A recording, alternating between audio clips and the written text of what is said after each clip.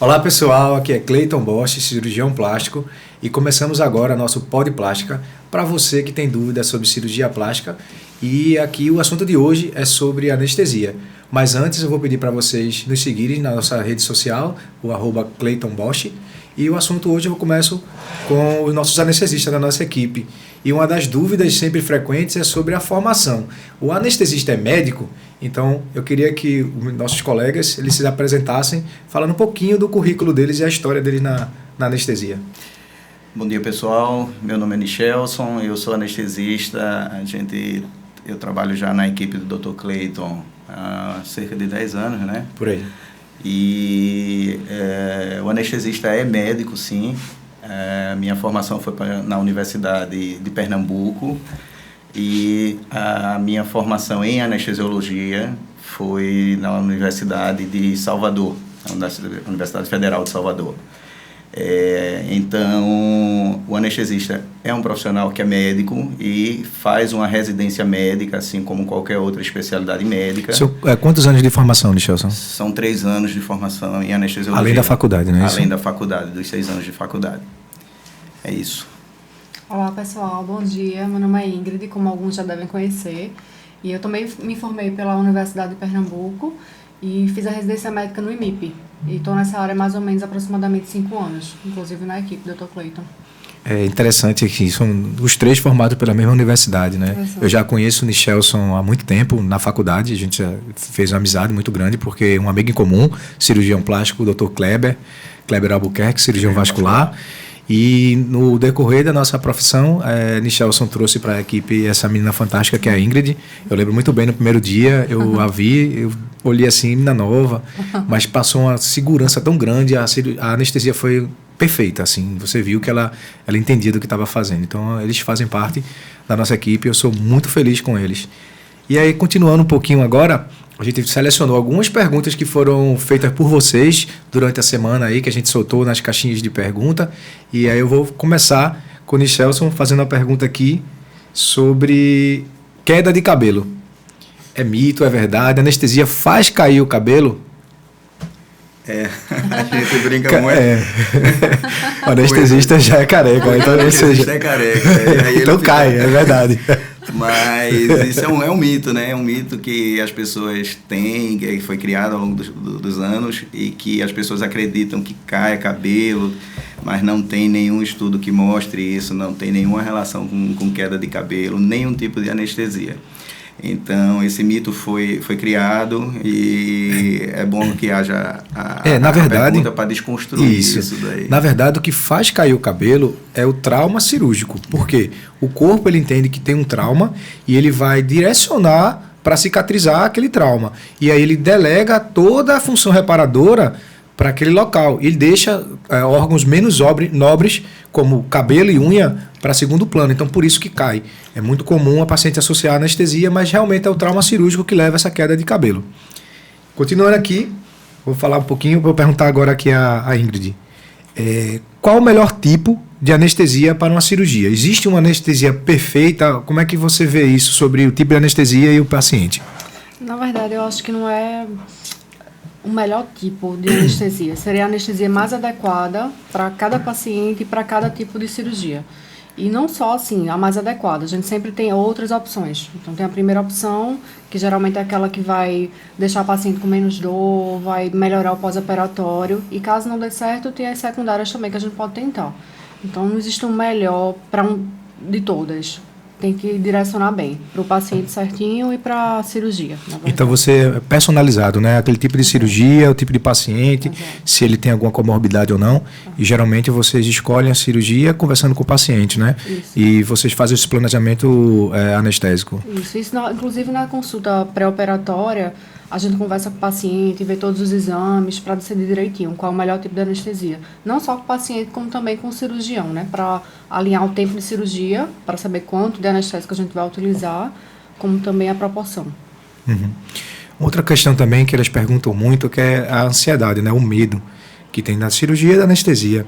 E alguns querem saber se elas já podem ser sedadas no quarto, se tem algum tipo de medicação que pode ser feito antes para tirar esse medo que elas têm da cirurgia. Sim, Existem algumas medicações que a gente pode utilizar antes mesmo da paciente entrar no bloco cirúrgico.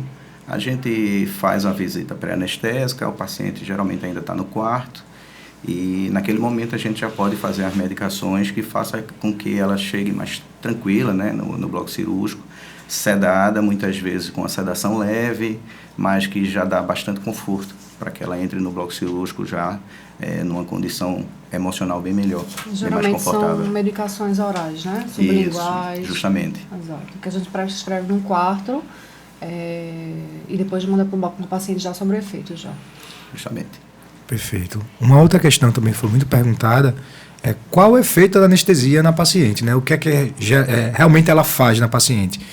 Se ela só seda. Então, explica um pouquinho aí sobre o que como a anestesia funciona.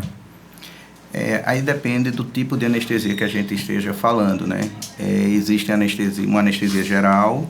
Na anestesia geral, a gente tira, digamos, todas as funções do paciente do estado vigil, né? A paciente vai ficar dormindo durante todo o tempo. Ela fica com relaxamento muscular, que são também através de drogas, né, que a gente usa.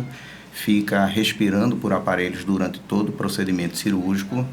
E ao final da cirurgia a gente reverte tudo isso para que ela volte ao estado de controle de todas essas funções para poder acordar a paciente, e vai posteriormente para uma sala de recuperação, onde fica monitorizada com os mesmos cuidados que tinha durante o tempo cirúrgico, e quando volta tudo à normalidade ela vai para o seu quarto já sob segurança. E existem outros tipos de anestesia, que não é anestesia geral, que são anestesias locorregionais ou só anestesias regionais. Nesse tipo de anestesia, a paciente ela não precisa ser entubada, ela fica sob o efeito de uma sedação que a gente sempre faz junto a esses bloqueios para dar conforto à paciente, mas ela fica respirando normalmente, num estado de sono por conta da sedação. E também, ao final da cirurgia, vai para a sala de recuperação, tendo os mesmos cuidados da recuperação, e posteriormente volta para o quarto também, sob o seu estado de normalidade. Alguma coisa mais? De uma forma geral, assim, a anestesia ela tem os 3 pilares, né? Que é a analgesia, imobilidade e amnésia. Então, a gente tenta geralmente propor esses 3, assim, proporcionar esses 3 para o paciente. Então, a amnésia, para quando, a partir do momento que a gente ceda ela não vai lembrar do processo, nem às vezes do bloqueio, da ARRAC, da peridural, por exemplo, que são através de furadas de agulha. Então, dá essa amnésia. A analgesia, para ela não sentir dor durante a cirurgia e no pós-operatório. E a imobilidade, para ela ficar paradinha e o cirurgião conseguir operar direitinho. Fazer o trabalho certo, com a paciente imóvel, para não ficar nada disforme. Diferente do lado um do outro. Então, são os principais objetivos da anestesia. Perfeito. Dos relatos aqui é sobre a pergunta sobre dor de cabeça. Teve uma paciente que disse que fez uma cirurgia e relatou muita dor de cabeça no pós-operatório. E aí disseram que poderia ter sido da anestesia. E aí, fala um pouquinho sobre isso, essa dor de cabeça no pós-operatório. Vou falar, né? Existem os bloqueios neuroaxiais, né, que na verdade é a raquianestesia e a peridural. As duas a gente geralmente faz associado com a sedação, que é para paciente dormir.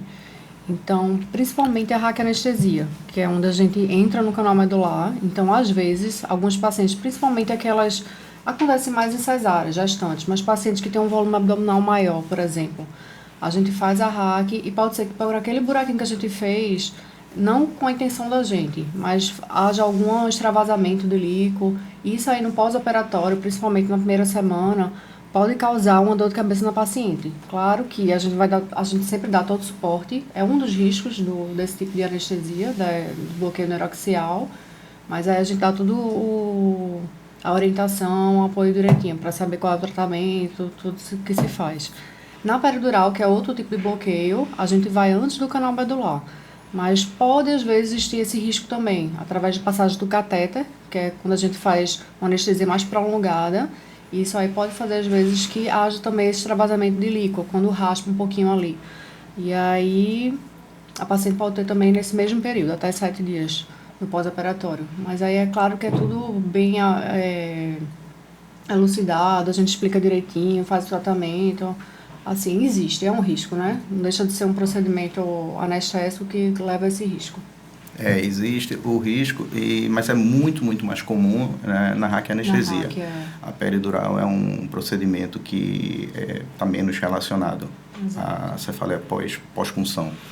Mas existe um controle adequado da dor no pós-operatório, algumas orientações comportamentais que são importantes, que a gente sempre passa quando tem esses relatos, e o acompanhamento, né, que a gente faz, dá seguimento até que melhore isso daí. Perfeito.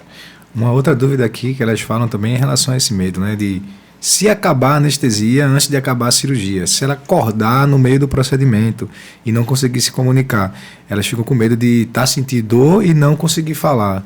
E aí fala um pouquinho sobre essa possibilidade, se existe esse risco ou vocês conseguem prevenir isso? Veja só, existe a possibilidade, mas o que é que acontece? Geralmente a paciente pode despertar, né? Mas ela vai estar sob efeito do bloqueio anestésico, quer seja uma peridural, quer seja a raquianestesia. Então, ela mesmo despertando, ela não vai sentir dor. Ela não vai ter o estímulo doloroso lá da cirurgia. E geralmente ela comunica que ela despertou, mexe uma mão, chama. E a gente mesmo que ela não esteja apta, tivesse com a consciência, os parâmetros também ajudam para a gente identificar, né? Justamente, que ela está monitorizada aumenta a frequência cardíaca, aumenta a pressão. Aí sempre tem sinais que o monitor dá, da monitorização dela, que indicam que ela está despertando, mas a grande maioria das vezes ela não vai nem lembrar que despertou. E a gente sempre vai lá, faz nova sedação, aumenta mais o tempo de sedação dela para que conclua a cirurgia. Geralmente, quando a gente monitoriza a paciente, o monitor ele dá os sinais antes da paciente acordar. Então, geralmente a paciente taquicardiza, a pressão aumenta um pouquinho, então a gente meio que já prevê que ela pode estar perto de acordar. Porque como é uma sedação, ela não está sob anestesia geral, ela não está entubada e tudo mais. Então, não tem essa possibilidade de acordar. Mas geralmente a gente prevê pela monitorização e consegue fazer medicamento antes da paciente acordar. Isso acontece às vezes em algumas pacientes que tomam antidepressivos, ansiolíticos, que se tornam um pouquinho mais resistentes à anestesia. Isso. Então essas pacientes geralmente, e às vezes nem tomam essas medicações, mas são muito ansiosas. Então são esse tipo de paciente que geralmente pode ter esse riscozinho de acordar. Mas como a gente disse, geralmente a gente prevê isso e já faz medicação para ela dormir novamente. Uma questão boa então, medicações, essas medicações que os pacientes tomam, eles têm que parar antes, eles devem manter? Qual a orientação de vocês? Por exemplo, a paciente tomar um antidepressivo, um ansiolítico, alguma medicação para os nervos, como eles falam. O que é que vocês orientam, geralmente? A gente sempre pergunta, né, se ela já toma alguma medicação de rotina, quanto tempo faz uso para quê da medicação, e ver cada caso e orienta de acordo com cada medicação. Pessoalmente, tua cirurgia tal, toma tal medicação, então a gente faz a orientação de caso a caso, de cada uma das pacientes. Geralmente os ansiolíticos e antidepressivos devem ser mantidos, a grande maioria. Os medicamentos que geralmente a gente suspende um pouquinho antes são medicações para diabetes, porque não só influem no transoperatório, como também pode dar uma hipoglicemia. Isso. Então, são antidiabéticos e também medicamentos que aumentam o risco de sangramento. Então, Clexane, essas coisas. Geralmente são as duas, anticoagulantes e antidiabéticos, que a gente geralmente costuma suspender antes. Mas ansiolíticos e antidepressivos, com certeza, manter, para a paciente já ir no normal dela. Perfeito. E assim, todo médico, na história da gente, a gente tem sempre um caso curioso para contar, que você passou, viveu. E eu queria perguntar a vocês se tem algum caso assim que vocês lembrem, que seja bem peculiar, que foi algo que marcou vocês aí, nesses anos de anestesia. É engraçado, assim, acho que principalmente as pacientes mais ansiosas, assim, elas têm muito medo, e aí quando a gente faz algum tipo de sedativo mais leve, elas meio que expõem esse medo. Então elas já começa, a gente cede, a paciente já começa falando o medo principal e acorda falando o mesmo medo. Então, assim, acontece muito da paciente ficar preocupada com o acompanhante do quarto. Então, a paciente uma vez a gente sedou e ela ficou preocupada com a mãe, se a mãe iria almoçar, tudo mais. Ou seja, nada a ver com a cirurgia. E aí, no final, quando a paciente despertou, no final, que já tem efeitos curativos, a primeira coisa que ela perguntou foi se a mãe tinha almoçado.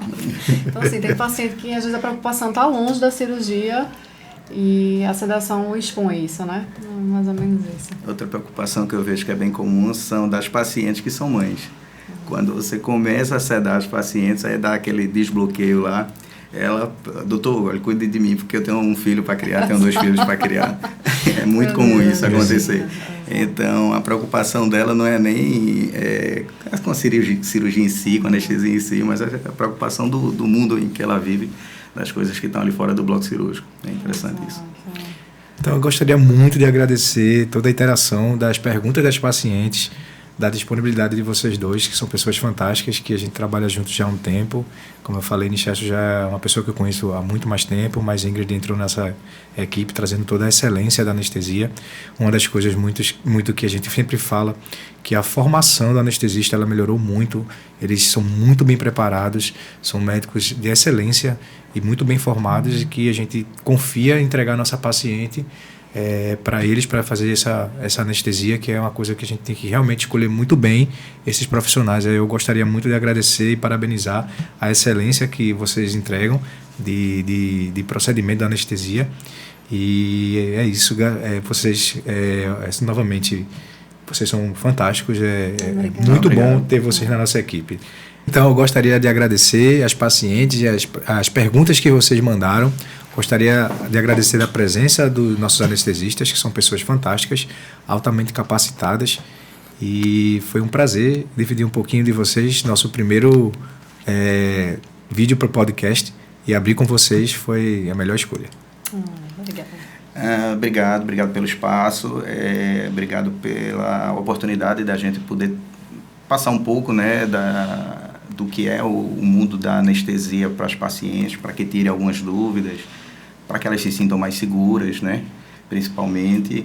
E hoje a anestesia ela tem um mundo muito grande de monitorização, de qualidade das medicações, qualidade dos insumos que a gente usa. De uma maneira geral, isso traz muita segurança, traz muito conforto, para que a paciente possa ser submetida a essa cirurgia que ela precisa da melhor forma e da forma mais segura para ela.